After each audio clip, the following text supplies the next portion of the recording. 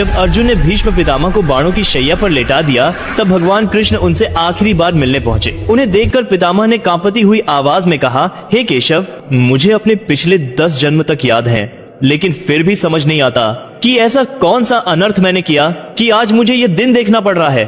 पिछले 10 जन्मों में मैंने कोई पाप नहीं किया, तो फिर ये बाणों की सैया क्यों?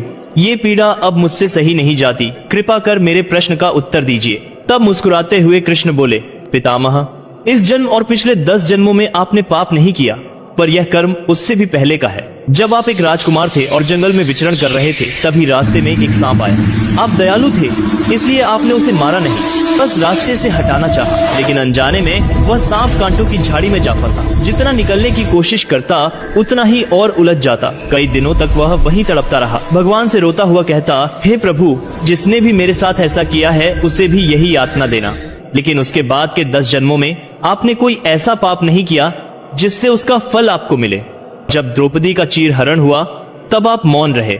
आपकी शक्ति, आपकी उम्र, आपका धर्म सब कुछ होते हुए भी आपने अन्याय को रोकने का प्रयास नहीं किया। उसी क्षण आप उस पाप के सहभागी बन गए, और इसीलिए आज जैसे वह सांप कांटों में फंसा था, वैसे ही आप इन बाणों की शैया में बंधे पड़े हैं। याद रखिए, कर्म कभी व्यर्थ नहीं जाता। चाहे इस जन्म में, चाहे अगले जन्म में उसका फल अवश्य मिलता है। जो भी भगवान कृष्ण को हृदय से मानता है, कमेंट में जय श्री कृष्णा जरूर लिखे।